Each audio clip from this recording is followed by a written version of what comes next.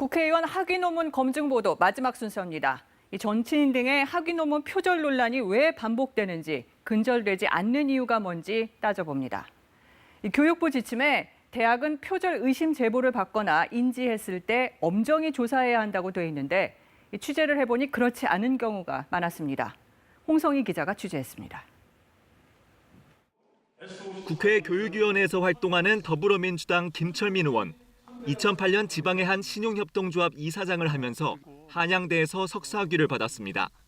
그런데 2016년 20대 총선 당시 대학의 논문 표절 의심 제보가 접수됐고 한양대 연구진실성위원회는 조사 결과 문제가 없다는 결론을 내렸습니다. 김 의원의 논문을 살펴봤습니다.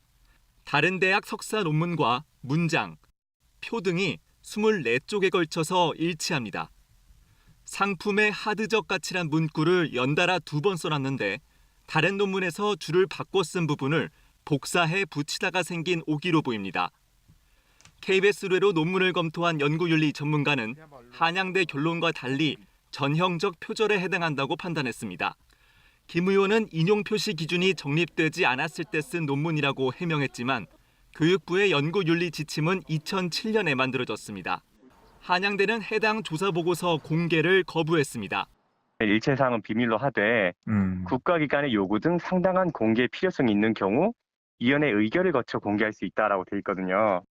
인사청문회에서 표절이나 부실 논문 의혹이 제기된 경우 대학들의 후속 조치는 어땠을까? KBS가 문재인 정부 출범 이후 인사청문회에서 표절 시비 등으로 문제가 된 논문 19건에 대해 후속 조치 여부를 확인해 본 결과 대학의 정식 조사가 이뤄진 건 6건에 그쳤습니다. 이마저도 고의성이 없었다, 부정 정도가 경미하다는 판정을 받아 논문 철회나 수정 조치로 이어진 사례는 한 건도 없었습니다. 대부분의 대학은 조사 자체를 하지 않았습니다. 청문회 당시만 이야기를 했지 저희들한테도 요청이 들어온 것도 아니고. 같은 학위 논문이라도 전문 연구자가 아닌 정치인에 대해서는 느슨한 잣대를 적용하는 잘못된 관행도 문제입니다. 아카데미에서 일하는 사람도 아닌데 라고 하는 그런 생각 때문에 조금 더 아마 불철저하게 심의되는 것 같습니다.